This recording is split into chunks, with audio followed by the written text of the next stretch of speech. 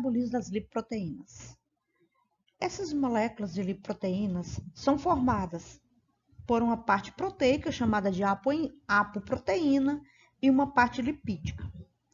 A parte proteica pode ser formada por apoproteínas estruturais, como é o caso da ApoB100 e da ApoB48, ou ainda apoproteínas acessórias, como, por exemplo, aqui nós temos ApoC2 e ApoE, mas há um grupo maior dessas apoproteínas que têm ações regulatórias. Os lipídios do exterior da estrutura são os lipídios mais polares, ou seja, menos apolares, que é o caso dos fosfolipídios e do colesterol livre. Os lipídios mais internos são aqueles mais hidrofóbicos, como os triacilgliceróis, as vitaminas lipossolúveis e os ésteres de colesterol.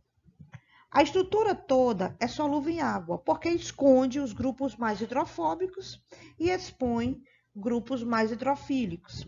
Então, a função da lipoproteína é de solubilizar esses lipídios para o transporte, mas nós vamos ver que esse transporte é todo regulado. O colesterol pode ser formado em todas as células, com exceção das hemácias. É um lipídio de membrana, que nós vamos ver mais adiante, e pode ocorrer no sangue livre, ou seja, com a hidroxila do anel A, que é o carbono 3, né? Livre, ou com a hidroxila do carbono 3 esterificada, certo? Com o ácido graxo de cadeia longa. Essa esterificação do colesterol facilita a assimilação pelas células e a utilização. O colesterol livre, né, pode ser esterificado nos tecidos, como no fígado, pela ACAT, que é a enzima acil-CoA colesterol aciltransferase. Então, um ácido graxo de cadeia longa é acrescentado ao colesterol.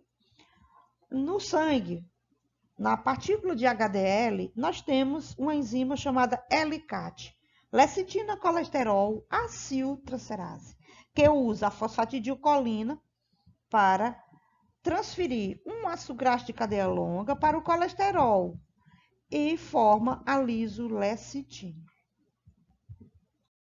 As principais funções do colesterol são: é um componente das membranas biológicas, é um precursor dos ácidos biliares no fígado, é o precursor de hormônios esteroides, é o precursor da vitamina D3 na pele.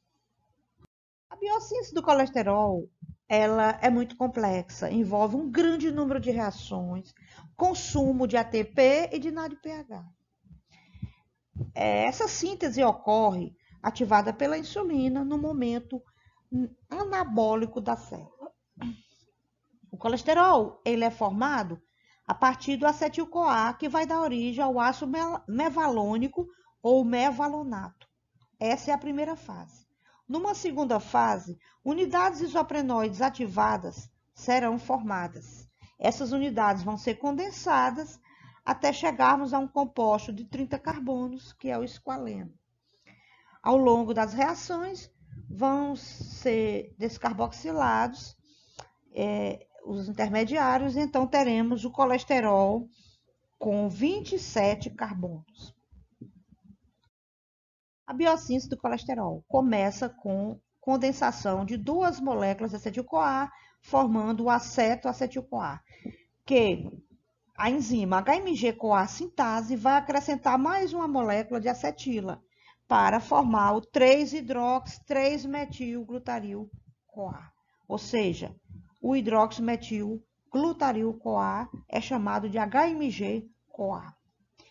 A enzima HMG-CoA redutase, que é a enzima principal, é a chave dessa rota de síntese do colesterol, ela é a enzima principal, ela vai catalisar a formação do ácido mevalônico, ou mevalonato, com a oxidação do NADPH.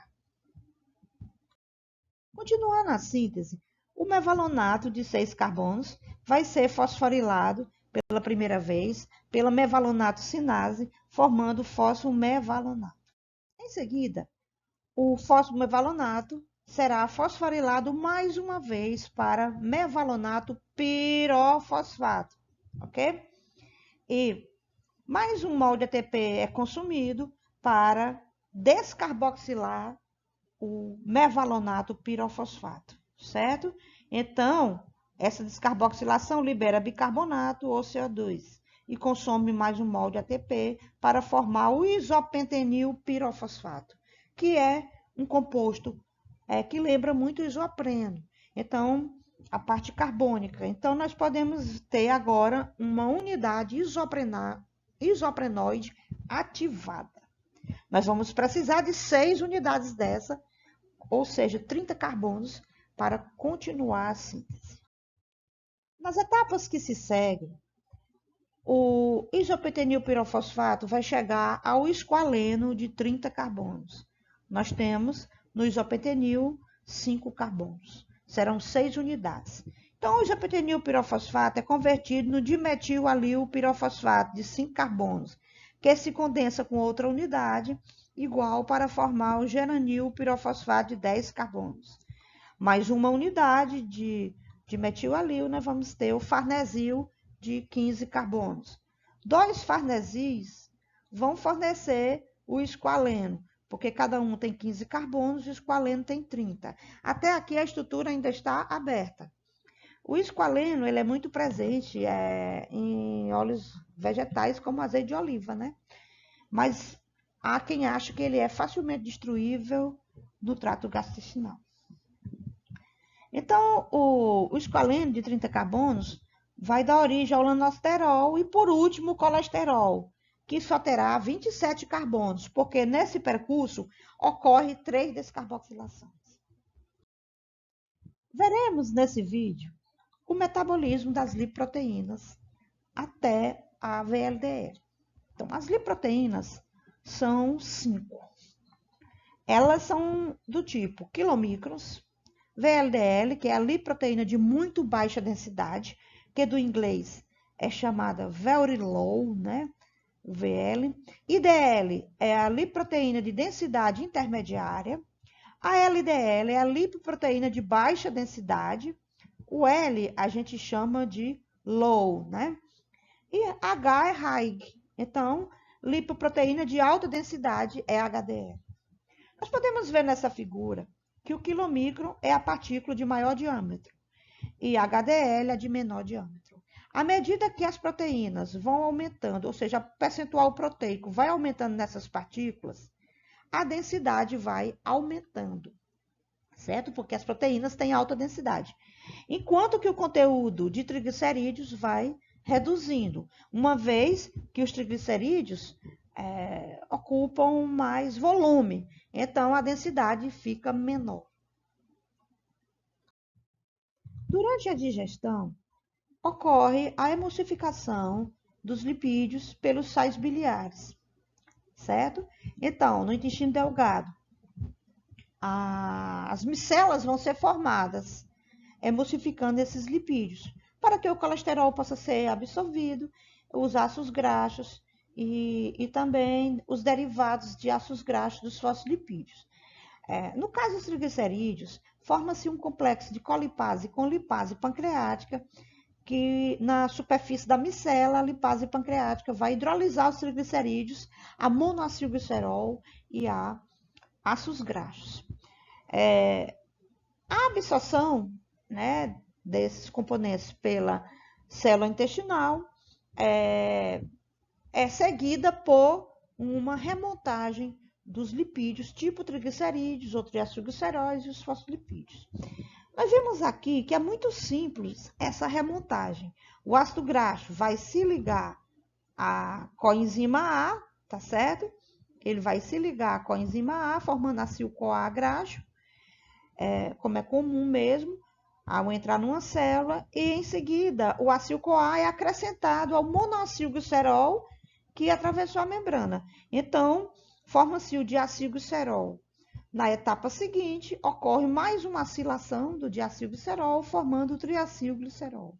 São apenas essas 3 reações que garantem a formação do triacilglicerol.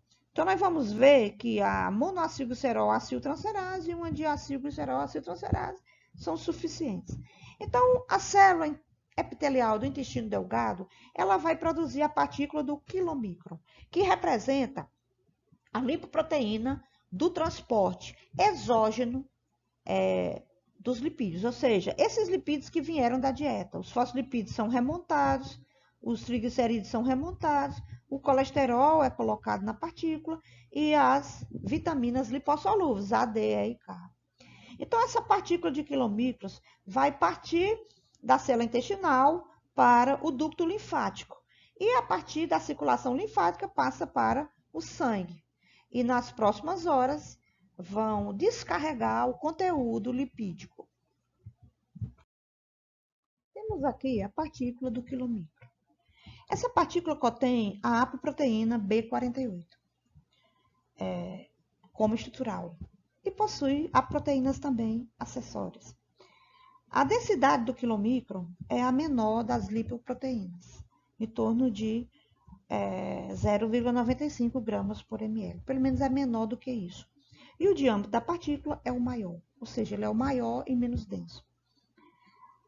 O quilomicron possui cerca de 1 a 2% de proteínas, 8% de colesterol, 7% de fosfolipídios e 84%, chegando até um pouquinho a 85% de triglicerídeos.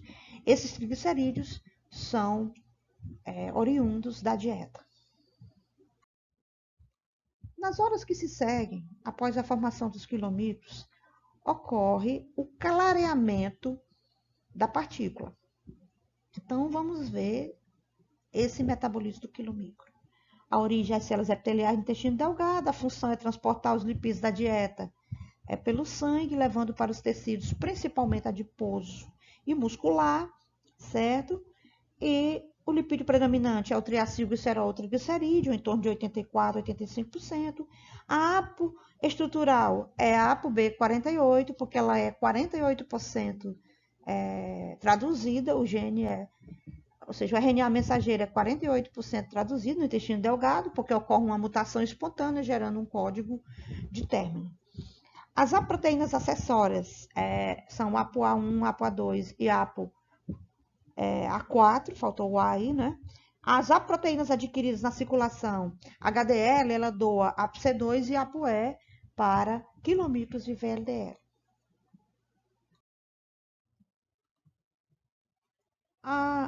O clareamento dos quilomicros. Então, o tecido adiposo, vamos raciocinar com o tecido adiposo, mas pode acontecer no muscular e em outros tecidos. O tecido adiposo possui uma perfusão por vários capilares, né?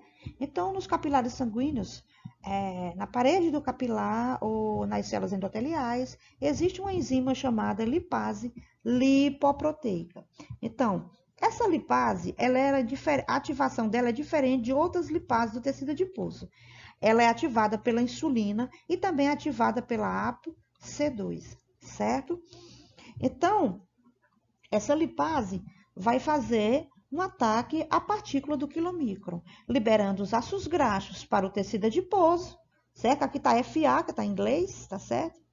É fatty acid. E o glicerol segue para o sangue, sendo captado pelo fígado. Então, a partícula de quilomicron, ela partiu do intestino, né? E o tecido adiposo e muscular vai remover os ácidos graxos através da LPL, ok? Em seguida, essa partícula deve ser removida pelo fígado. Então, o fígado vai capturar a partícula de quilomicron, que é o quilomicron remanescente. Então, durante esse processo, o HDL remove fosfolipídios e acrescenta apoproteínas à partícula do quilomicron, como ApoE e ApoC2, tá certo? Então, o que vai acontecer aqui? Há um receptor hepático de ApoE. Aliás, são dois tipos de receptores que lê ApoE, certo? Esses receptores, eles precisam reconhecer bem a partícula para que o remanescente do quilomicro, ou seja recolhido pelo fígado, tá certo? Então, pela ApoE. A partícula de VLDL. Então, a partícula de VLDL, ela é formada no fígado. Pode também ser formada no intestino, mas o principal sítio é o fígado. Ela tem uma densidade maior do que o quilomicro, porque ela contém um conteúdo proteico maior e menor conteúdo de triglicerídeos. O conteúdo proteico aumenta a densidade e o triglicerídeo reduz a densidade da partícula. Então, ela possui 10% de proteína, o colesterol em média 22%, os fosfolipídios 7% e em média tem 50% de triglicerídeos, ou seja, o conteúdo da partícula de VLDL. Então, a VLDL originária do fígado, a função é transportar os triacilglicerol e outros lipídios do fígado para o tecido adiposo, muscular e outros. Então, o destino serão esses tecidos. O lipídio predominante, nós já vimos que é o triacilglicerol, o triglicerídeo. A ApoB100 é a apoproteína estrutural, certo? Da VLDL. Essa ApoB100, ela é sintetizada no fígado expressa pelo mesmo gene da ApoB48 lá do intestino. É que o RNA mensageiro é traduzido e o potencial de tradução desse RNA é 100%. Então, a proteína é chamada ApoB100. No intestino, apenas 48% desse potencial é aplicado, então, devido a uma mutação espontânea, uma troca em que uma citosina vira uracila e altera um código de término, e então abrevia a síntese proteica, ficando apenas 48% traduzido. As aproteínas acessórias são ApoC1, ApoC2, ApoC3, ApoE. As aproteínas adquiridas na circulação. Então, a HDL também doa ApoCs e ApoE para VLDL.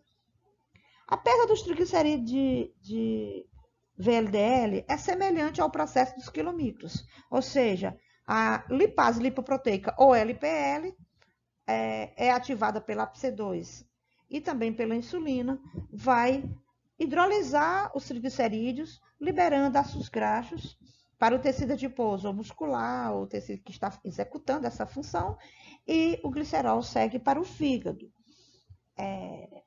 Quando a VLDL descarrega cerca de 20% da carga dos triglicerídeos, que tem 50%, né? Quando baixa para 30%, em média, a partícula é chamada IDL, ou seja, a densidade agora é intermediária, porque essa partícula tem mais proteína e menos triglicerídeo, e é chamada VLDL remanescente, ou IDL.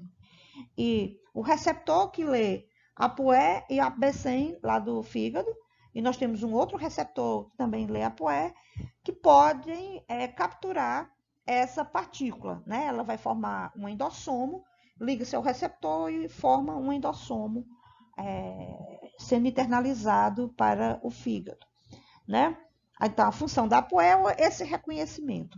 Então, existem alelos diferentes para a ApoE. O alelo E4, no polimorfismo gênico, indica uma ApoE não tão bem reconhecida pelo fígado, e as pessoas que têm essa genética desse alelo E4 tendem a subir o colesterol no sangue.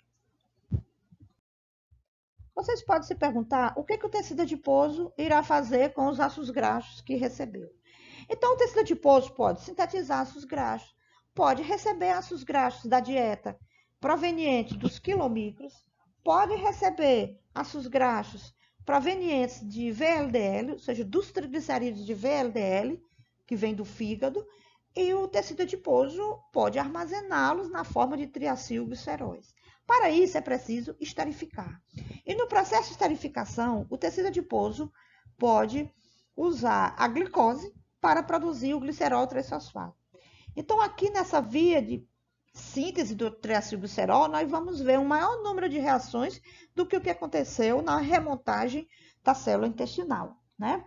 Então, aqui nós vamos ter o ácido graxo que liga a CoA, ele pode ser acrescentado a dihidroxacetona fosfato ou ainda pode ser acrescentado ao glicerol 3-fosfato, formando o ácido lisofosfatídico, que pode passar por mais uma acilação para dar origem ao ácido fosfatídico, que tem um glicerol ligado a 2 ácidos graxos e na terceira hidroxila ocorre esterificação com ácido fosfórico. Então, o ácido fosfatídico pode receber mais um acil, formando o triacilglicerol. Também o ácido fosfatídico pode dar origem aos fosfoglicerídeos. No próximo vídeo,